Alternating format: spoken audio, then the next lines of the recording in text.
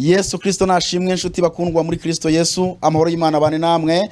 Mbasuhuje mwese aho muherereye hirya no hino, ndetse yewe by'umwihariko ndasuhuza abari mu gihugu cyacu cy'u Rwanda, ngasuhuza abaturanyi bacu bari mu gihugu cy'i Burundi mudukurikirana mwumva ikirundi cyase mwumva ikinyarwanda ko tubihuriraho. Mwese mbifurije amahoro y'Imana ature mu mitima yanyu. Ndetse ng'Imana irize n'ubundi nko bisanzwe ngarutse kubasuhuza. Hari hashize iminsi ntagaragara kuri icano, ariko kandi mu minsi yashize nari nabasezeranije ko ngiye kugaruka mbabwira ko muri iki cyumweru turi gusoza rwose nagomba kubagezaho inyigisho z'abubatsi ingo cyangwa se impuguro ndetse n'ibijyanye n'urubyiruko. Numva nshaka kwinjira mu ngo, ariko ngahera hasi aho zitangirira mu kurambagizanya no gukora ubukwe kugeza igihe abantu bagereye mu rugo.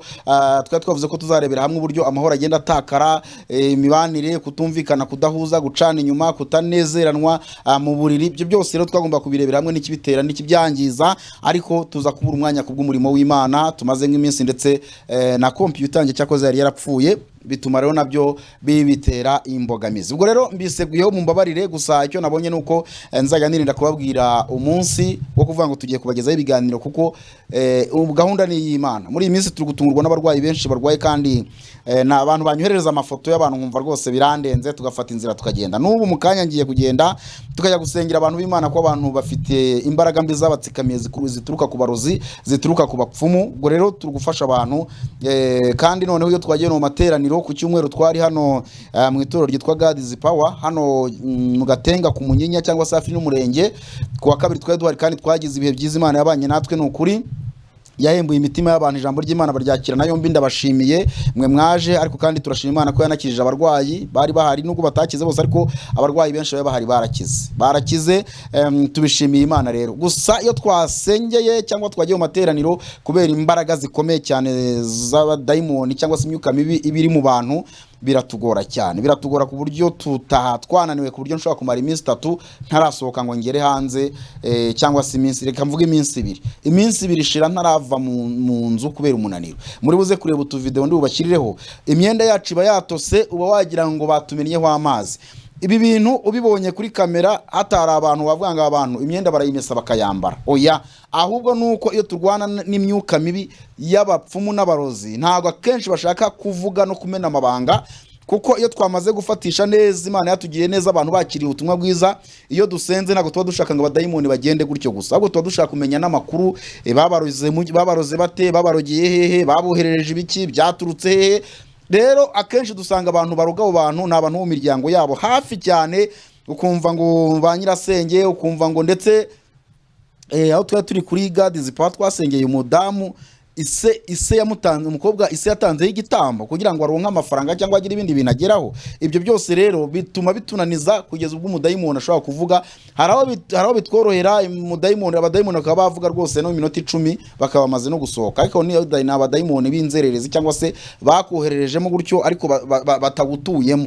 Abadayimoni rero batuye mu muntu kugira ngo basohoke, bisaba imbaraga nyinshi z'umwuka wera ndetse n'iz'umubiri, ariko cyane iz'umubiri, ko umwuka wera iyo akoze nyine abakoze. Ariko birasanga abantu bitanga tubiri ibyuya kugeza ubwo bimanuka neza no mu birenge, bigenda bishoboka bikamanuka. Merutse kujya gusengera hano ku nkuru nziza, nsengera abarwayi, icyuya kimbana cyinshi, kugeza ubwo narebye akavideo umuntu yamfotoye, nani mpaye kanuza telefone, kuko kamera mitanyizimya, kugira ngo tumenye amazina, ko turi gusenga tuba dukeneye kumenya ngo ibintu bamurogesheje biri hehe, bitabye hehe, biri kuyo tujye kubifata. Iyo turi gusenga turwana n'iyo myuka mibiro, simbona umwanya wo gufata amazina cyane ibintu bakoze, ahubwo nkoresha iyo telefone yanjye kugira ngo tuze kumva aho bavuze, niba hari ibirozi nabwo tujye kubitaburura, kandi haro tujya kubitaburura.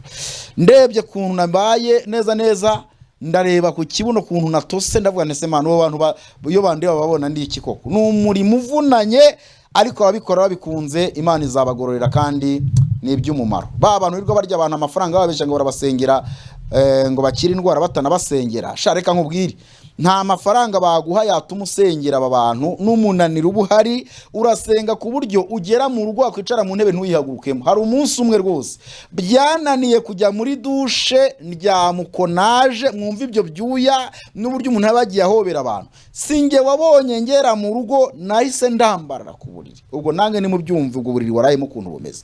Mbese tuba tunaniwe, abakora uwo murimo nibo babizi.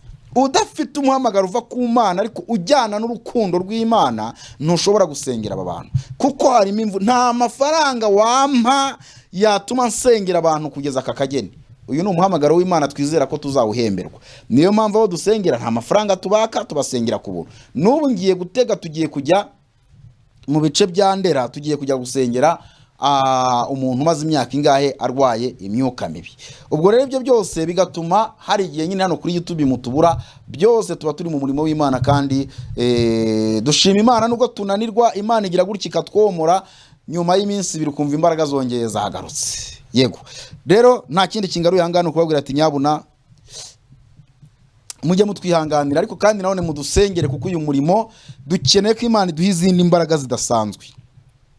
Imbaraga turi gukoresha mu gusengera abarwayi dukeneye izindi zidasanzwe, ariko Imana izazitanga kuko ni inyungu yayo kuruta uko ari inyungu zacu, kuko twe hariya tuba dutakaza imbaraga z'umubiri ndetse n'imbaraga z'umwuka buri utagira ngo ziba zatuvuyemo. Nuko iyo tugeze mu rugo twiyandayanda twongera tugasenga, Imana ikongera ikatugirira neza, wenda ikongera ikaduha kongera kugaruka mu mubiri, ariko cyangwa se tukagarurukana imbaraga. Ariko ndababwiza ukuri, abantu tuba twacitse intege. Noneho hari n'uburyo bwo gukomereka mu buryo bw'umutima, ukomeretswa n'ibintu ubona, indwara abantu barwaye, ukareba ubugome bw'abantu, uburyo baroga abantu, umuntu ugasanga bamuroze. Imana yo ibi nta mwanya afite wo gusobanurira ibintu, ariko ndumva hari igihe nzafata umwanya wo kubasobanurira kugira ngo musobanukirwe izi mbaraga mbi abantu bakoresha bohereza abantu n'uburyo izi ndwara zibafata. Nimumenye ukuntu izi ndwara zibafata. Ujya kumva ko umuntu yarwaye kanseri, yarwaye impyiko, yarwaye umwijima, yarwaye diabete, yarwaye kanseri, yarwaye umugongo, ibintu bimugendagendamo, yumva ibintu bigongera mu ndango, numva ibipusi, ngo numva imbwa,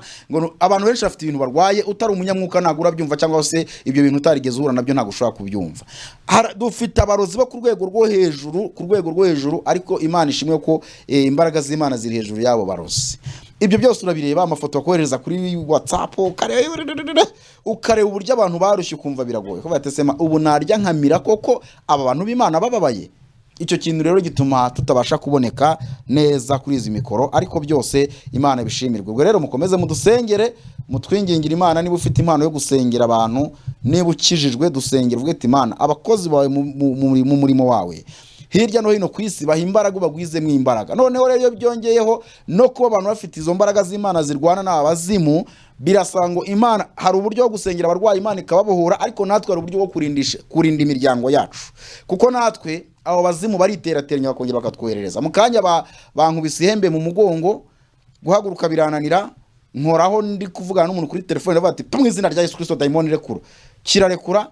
Ngiye muri dushe kiba kiragarutse, ndangije no gufunga amazi ya dushe birananira, ko mitanjyana akaboko inyuma mu yombi, ndasenga ndukana abazimu n'abadayimoni, kirarekura kiragenda. Natwe rero babisanga Imana idushireho uburinzi bwayo kugira ngo babyohereze bize bisubirayo. Ariko turishima Imana ko nta kiranyinjira kandi cyananyinjira, kuko ndacyari mu Mana, kandi Yesu ntago yakwemera ko ngwa mu maboko y'abatarakebwe. Aba barozi n'abapfumu n'abakonikoni, muhumure ntacyo bazadutwara, tukiri mu buntu bw'Imana, tukiri mu bushake bw'Imana. Bazabyohereza ariko tuzabibasubiza. Ubu ndashaka kuyansubiza abadayimoni iyo baturutse, ubyohereze mbigukubite. Ubu noneho n'aba bantu dusengera ndashaka kujya mbisora nkabisubiza iyo byavuye bikagenda bikabaniga. Hari igihe abadayimoni bajya bavuga ngo ngo nutwoherezayo, ngo nutukura mukatwohereza mu muryango, ngo umuntu arahita apfa. Nkababarira, ubu ngiye kujya mbyohereza ko nimwe barozi baba babikoze, ngiye kujya mpita mbibasubiza mu izina rya Yesu Kristo. Igenda abantu mwirinde rwose kujya mu bapfumu musuzuguza imbaraga z'Imana. Mwisuzuguza imbaraga z'Imana. Imbaraga z'Imana ziracyahari kandi zirakora. Imbaraga z'Imana iyo wazisunze zirakubohora kandi zikagukiza, ahubwo nuko abantu bisunga cyangwa binjira mu Mana nabi. Yesu we cyangwa se Bibiliya yaravuze ngo uba mu rwisho rw'isumba byose, ni Zaburi ya 91, azahama mu gicucu cyishobora byose. Ayo ni amagambo y'Imana avuga ati nimube mu Mana, mu bwisho bw'Imana, mujye mu Mana, niho honyine ho kurindirwa iyo myuka mibi n'izo mbaraga mbi zikuzimu. Kuko nimutinjira muri Yesu neza rwose, muraba nk'abandi bose, murakorana n'imyuka mibi y'abarangi yuzuye ku misozi, yuzuye mu nsengero. Ntago byoroshye. Ndumva tutasenze Imana, reka dusenge kugira twinjire muri aka kanya gatoya muhumure ntago ndiburenze iminota 15 ngiye guhita ndangiza. Mana data twese uri mu ijuru, ndagushimye ndaguhimbaje, waragize neza, waraturinze muri iki cyumweru gishize, simperukanye na bene data, turongeye turahuye nabasuhuzaga. Mana nubishimirwe, inshuti wampaye kuri icano bakurikirana ibiganiro baho umugisha. Nyemerera rero ururukire kubana nanjye no kungirira neza, ngiye kuganiriza bene data bagira icyo bakura mu cyo tuganiriye, uzandinde amagambo y'imfabusa, uzandinde kuvuga ibintu bitagira uwo byubaka mu izina rya Yesu Kristo. Bana nanjye rero nk'uko Imana bane nanjye, kandi Mana ukomeze guhishurira abantu ubwiru bwawe, abantu bajijuke bave mu bidafite umumaro, bizere Yesu, bizere Imana, bambara imbaraga z'Imana, babohoke bakira ubutumwa bwiza. Yesu shimwe, bagire neza kandi ukomeze kudufasha twese, udutsindira ibishuko byose by'umwanzi kandi twambika imbaraga zibasha guhangana n'imyuka mibi mu gihe nk'iki ngiki, mu izina ry'Umwami wacu Yesu Kristo, amen. Nuko rero reka turebe utuvideo, ngiye gushyiraho utuvideo cyangwa se n'utwo dufoto muri muratubona uburyo abantu b'abagabo batota neza neza imyenda ukagira ngo babameniye, babashyize mu ngunguru y'amazi. Turatota ku buryo no mu masogisi ujya kumva amazi yagezemo, kubera urugamba rwo gusengera abantu ntago byoroshye. Uzi ko ari gihe nigeze njya mu majyepfo njya gusengera abarwayi, guhagurukaho nicaye birananira, kunywa fanta birananira, kurya ikintu birananira, nsigarana imbaraga zo kumpagurutsa hondi nirukanka nzamuka njya gutega taxi muri gare. Icyo gihe nanagiye Muhanga mu itorero ryitwa Gosheni, hariya ni mu Ruvumera, nanagiye mu Ruvumera. Umva icyo gihe nasengeye abantu benshi, abarwayi bose baje muri urwo rusengero, Imana yampaye imbaraga bose bataha bakize. Yego ubwo rero ni umurimo ugoye cyane, ariko Imana izagenda idufasha.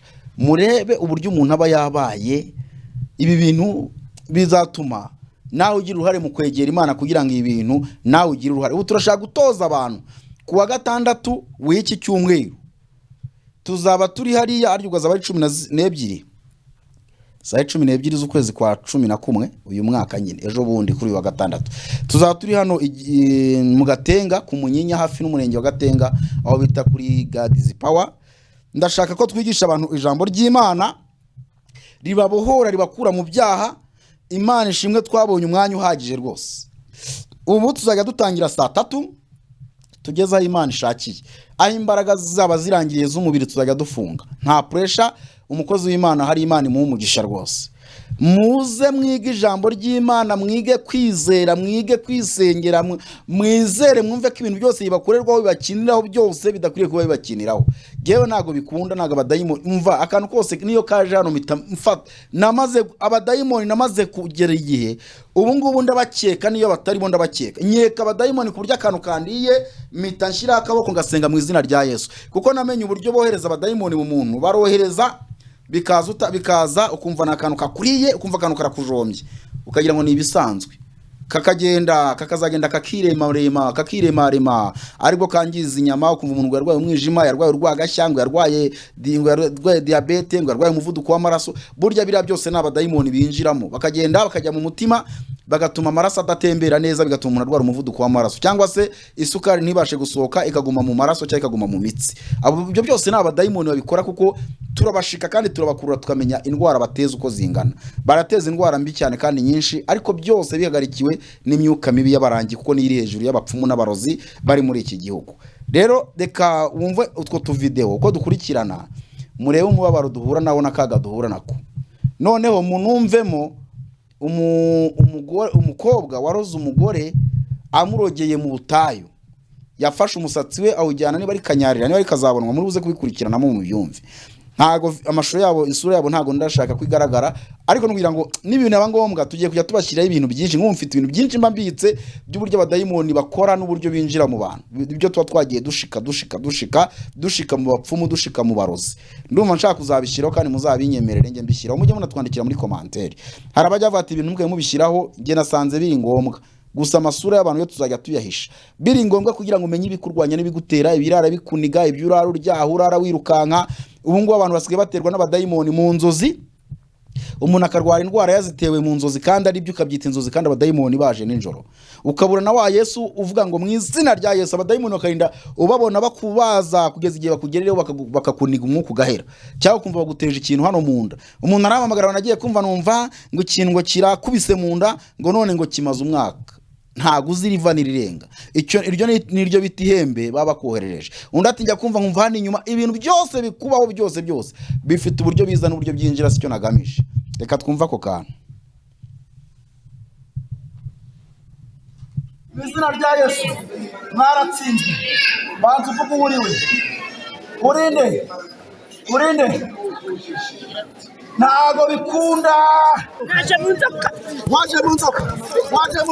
Witwa nde? Banyibasiye. Ninde wamugusizemo? Urinde. Watumwe nande? Nyabingi watumwe nande?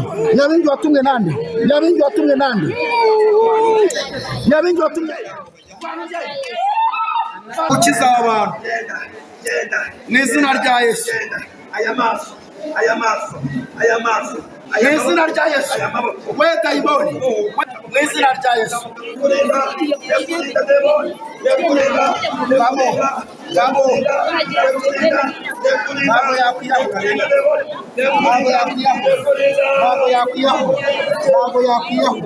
Ntabwo yakwiyaho. Ndagutwitse mu izina rya Yesu. Ndagutwitse. Oshari wowe.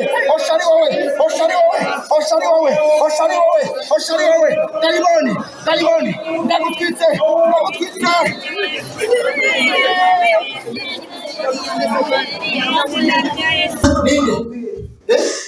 Ndakuyanira ubundi wanyise yapfuye bareka umenye.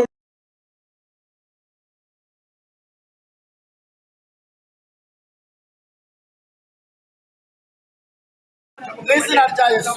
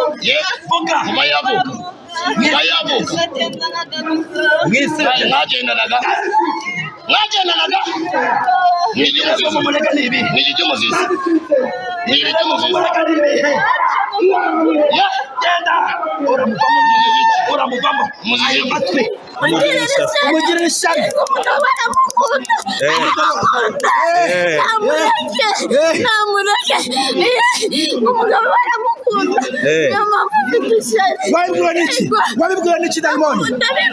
Ubibonera he? Uramusura. Witwa nde? Jeannette. Uruwahe Jeannette? Jeannette. Kimihurura. Wamukoresheje iki? Wamushyize Jeannette? Wamujyanye Jeannette? N'uyu mubiri suwe. Afite kubyibuha ariko naramuziritse. Wakoze iki Jeannette? Wakoze iki? Arugenda namutwaye. Wamutwaye umwana ufite? Bwoko ki wamutwaye? W'imbere? Wawujyanye hehe? Urahagane wawukoreye iki? Wagiye kumuzirika? Ndashaka kubyibuha. Ndashaka kuko nyene. Wamuzirikiye? Matayo. Uretse Jeannette yamenyekanye. Byamenyekanye. Mumubabare umubiri wiwe. Jeannette urajya kubikurayo mu butayu niwe wamushyize. Bwagana. Kanyarira. Wigize umunyamasengesho? Wigira umurakore? Usengera he? Usengera muri ADP? Kuruhe rusengero? Jeannette usengera kuruhe rusengero? Inyanza agana he? mu izina rya Yesu, mu izina rya Yesu. Ntabwo ndagenda. Ndabizi ko utaragenda. Ntabwo bajya biyoberanya. Yagukorera gashya. Ntabwo tugiyoberanyaho. Ngiye kugukorera gashya. Ngiye kugukorera gashya. Ntabwo ushaka kugenda. Saa 9 ndamutera. Sangahe? Igihe saa 9 ndamutera. Sanjari. Zani njoro. Ntabwo uzongera. Janete. Ahora ataka mu nda. Ubundi uri muntu ki? Ninjye wabikoze. Janete. Ninjye wabikoze. Janete. Janete. Ukorana n'iyo myuka. Ukorana n'iyo myuka. Ukorana n'abarozi n'abapfumu. Ukorana n'abarozi Janete. Janete. Umwuka ukoresha n'uwuhe? Umwuka ukoresha n'uwuhe? We Janete. Duwe umwuka ukoresha. Imana. Rata twese. Ndavuze ngo rimwe kabiri gatatu. Kabiri Janete.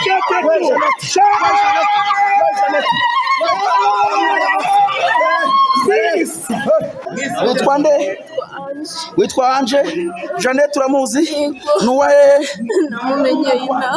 Wamumenyeye inaha? Atuye Janete? Kimihurura. Ajya gusura? Mukora niki? Ntacyo ni inshuti iraho. Ni inshuti iraho? Ufite nimero ye? Nta fone nazanye. Nimero ze urazifite? Fone iri mu rugo. Ariko urazifite?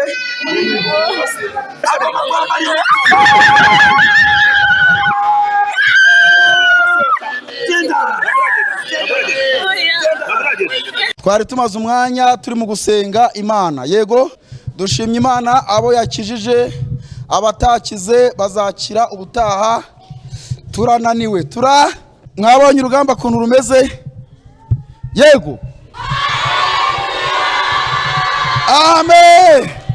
Amen. Amen. Yesu shimwe. Umva rero inama tugiye kubagira. Amazina ye murayibuka y'umurozi umurogara? Janete. Kandi Janete ngo ni inshuti ye. Janete uramuzi? Janete uramuzi? Uramuzi? Mupfana iki? Ntacyo. Ntacyo. Muragendana? Muragendana? Waruzi ko ari ukuroga? Warubizi? Oya. Janete yaguteje kunanuka. Wabyumvishe? Ngo ntashaka kubyibuha, arashaka gutwara umugabo. Ufite umugabo? Ufite umugabo? Uhereye umunsi Janete ntazongere kugera mu rugo rwawe. Ikindi ndashaka kuza kunyoherereza nimero ze, nkamuhamagara, nkamugira inama yakwanga, nkamusengera, nkamuteza ibisaza gasara. Mwabyumvishe? Mwabyumvishe? Ni inshuti y'uyu nguyu, birirwa bagendana, murabyumva neza? Kandi ari umuroga. Yamutwaye umusatsi awujyana Kizabonwa. Ni Kizabonwa ni hehe? Kanyarira. Yemwe abantu mwirwa mujya mu misozi ya za Kanyarira, abantu mwirwa mujya mu butayu, ni iki muzahura nacyo? Uvuye i Burundi? Wavuye i Burundi? Wabyumvishe? Janete abakimihurura? Janete abakimihurura ni inshuti y'uyu nguyu, ni uroga uyu nguyu. Janete twe twari tumuzi? Oya. Twari tumuzi? Oya. Janete ntazongere kuba inshuti yawe. Wabyumvishe? Kandi ntambara gufite zo kumuhamagara, ngewe umpe nimero cyangwa uzaze tumuhamagare turi kumwe. Utazamuhamagara bikakubera bibi. Wabyumvishe? Ariko ntuzongere kumwitaba, ntuzongere kumwakira iwawe. Yego? Umusatsi wawe bawujyanye Kanyarira. Umusatsi we bawujyanye Kanyarira. N'umwenda w'imbere. Mwabyumvishe? Icyo nashaka kuvuga rero, mwirinde inshuti mbi. Inshuti niyo yaba ari inshuti yawe, inshuti mwirinde. Mwabagore mwe mugira kwizerana kudasanzwe, ugasanga abagore bagenzi banyu barabasura, murabajyana mu bitanda byanyu, murabajyana mu madushe yanyu. Uyu bamutwaye ikariso, nta kariso wabuze? Ndakubaza wirira, ikariso warayibuze ntiwayibuze? Narayibuze. Warayibuze? None uwo Janete ajya mu cyumba cyawe? Urarira. Uyu nguyu yari inshuti ye magara, inshuti ye Janete yaramutwaye. Mu izina rya Yesu Kristo, Mana uyu mugore ndamusengeye, umuriro w'Imana n'umumanukire mu izina rya Yesu Kristo. Ibyo bamurogeyemo nabo babitabye hose turabitwitse, tubitesheje agaciro, dusabye umubyibuho kuri we. Uyu mwanya nagira umubyibuho, ibyo kurya bimuyoboke, ibyo kunywa bimuyoboke, mu izina rya Yesu.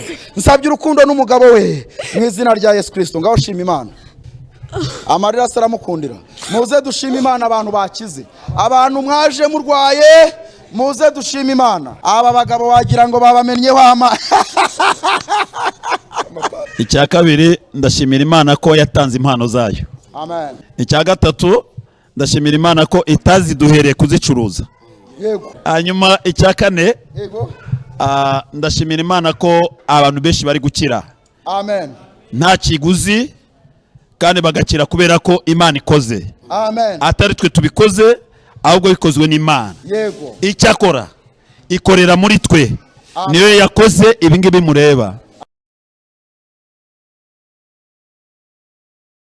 Mwatwumvisha utwo tuntu twose mwatubonye rero ntago byoroshye, ariko Yesu azabyoroshye. Iyaba barokore byakundaga tugakizwa tukambara imbaraga z'Imana, noneho muri kwa gukizwa no gukiranukira Imana no gusenga, kuko iyo wamaze gukiranukira Imana inakwereka uburyo usenga, umwuka w'Imana arakuyobora. Byibura amasengesho yagenda aca intege aba barozi n'abapfumu. Murabona abarozi n'abapfumu bari bigaragaza ku ma YouTube, birwa bavuga ibyo bakora, birwa banabeshya bapfundikanya.